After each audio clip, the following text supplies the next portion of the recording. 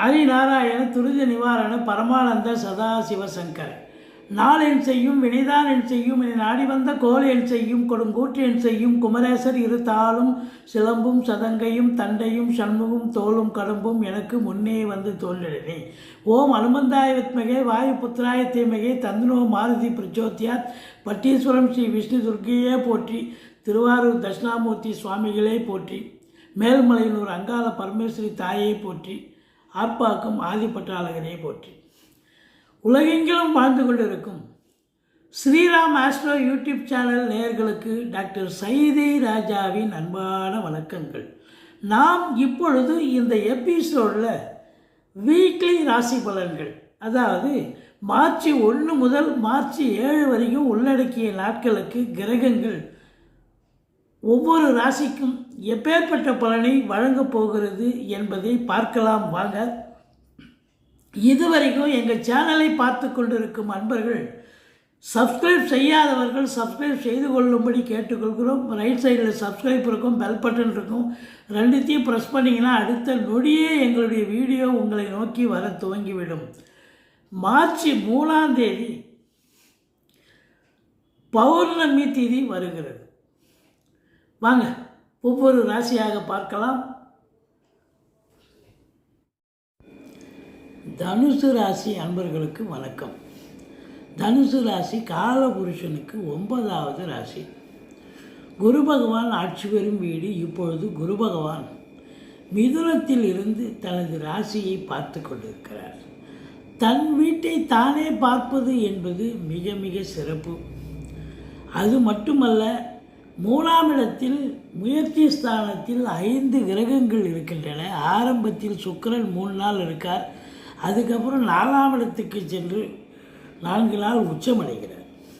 அப்போது இந்த தனுசு ராசியில் பிறந்த அன்பர்களுக்கு இந்த வாரம் நல்லா இருக்குமா?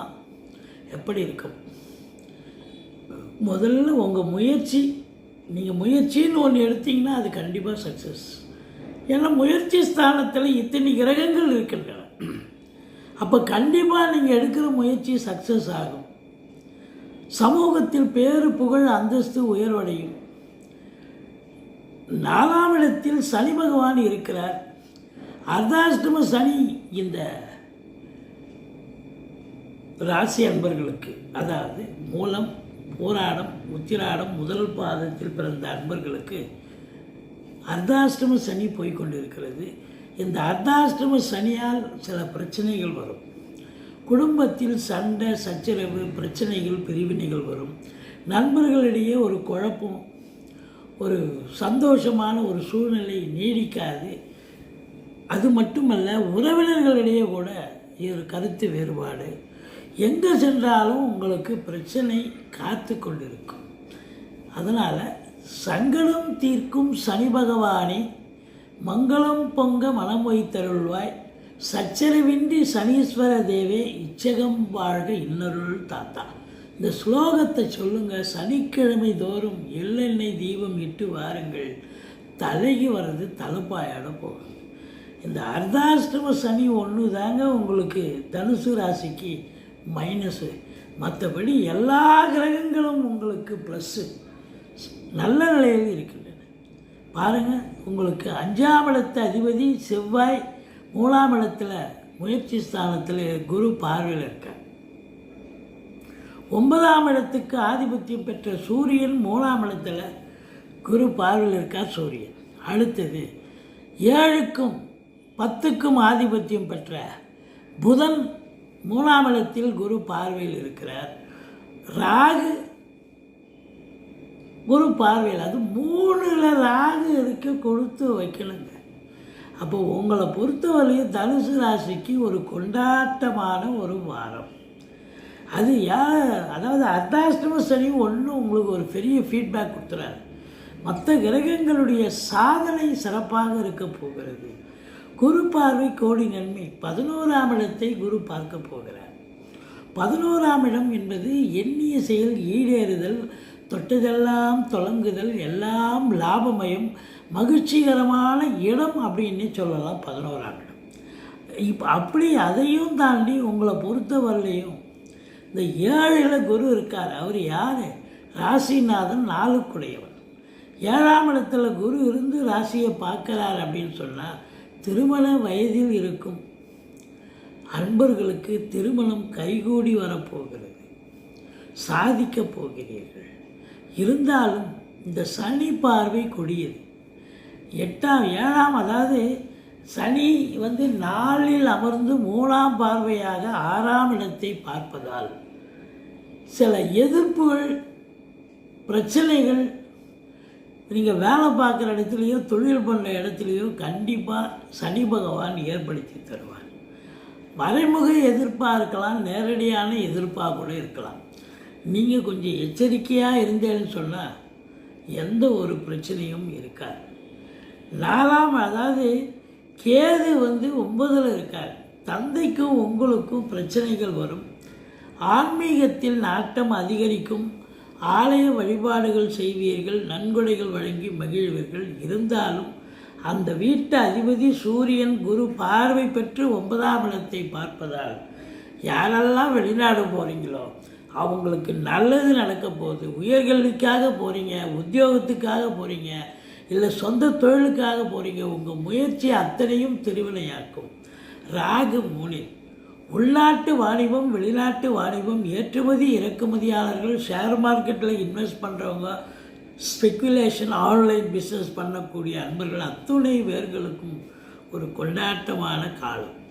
அது மட்டுமா, சனி பகவான் 4ல் இருப்பதால் உங்களுடைய வண்டி வாகனங்கள் செலவு வைக்கும். தாய்க்கு தேக ஆரோக்கியத்தில் பிரச்சனைகள் வரும். அதாவது சவாரி கிடைச்சி அதை பொழப்பாக நடத்தக்கூடிய அன்பர்கள் சவாரி கிடைக்கிறதோ இல்லையோ பாதியில் நின்று போய் பழுதாகக்கூடிய ஒரு நிலை இதெல்லாம் ஏற்படும். இருந்தாலும் சுக்கிரன் அங்கே உச்ச நிலையில் இருப்பதால் உங்களுடைய பிறப்பு ஜாதகம் சிறப்பாக இருக்கும் பட்சத்தில் எந்த ஒரு மைனஸும் இருக்காது, எல்லாம் பாசிட்டிவாக மாறும். மற்றபடி தொட்டதெல்லாம் தொடங்கக்கூடிய ஒரு நேரம். 10ஆம் இடத்து அதிபதி என்று சொல்லக்கூடிய புதன் 3ல் முயற்சி ஸ்தானத்தில் இருந்து குரு பார்வை பெறுவது என்பது சிறப்பு. பத்திரிகை துறை, மீடியா துறை, எழுத்துத்துறை, சினிமா இண்டஸ்ட்ரி, தொலைக்காட்சி இண்டஸ்ட்ரி, நிதித்துறை, நீதித்துறை, மற்றபடி இந்த ராகு வெளிநாடு உள்நாடு சம்பந்தப்பட்ட விஷயங்கள் இவங்களுக்கெல்லாம் ரொம்ப சிறப்பாக இருக்கும். மற்றபடி ஆசிரியர்கள், பேராசிரியர்கள், இலக்கியவாதிகள், சொற்பொழிவாளர்கள், இடம் வாங்கி விற்கக்கூடிய அன்பர்கள், லேவாதேவி பண்ணக்கூடியவர்கள், கமிஷன் பேசிஸில் வேலை பார்க்கக்கூடியவர்கள், சினிமா இண்டஸ்ட்ரியில் வேலை பார்க்குறவங்க, திரைக்கு பின்னால் இயங்கக்கூடியவர்கள், திரைக்கு முன்னால் இயங்கக்கூடியவர்கள், நாடக நடிகர்கள், எழுத்தாளர்கள், இவங்க எல்லாருக்கும் ஒரு சிறப்பான காலம். அரசியல்வாதிகள் தங்களுடைய முழு திறமையை பயன்படுத்தி அடுத்த லெவலுக்கு நீங்கள் போகக்கூடிய ஒரு நிலை நிச்சயமாக ஏற்படும்.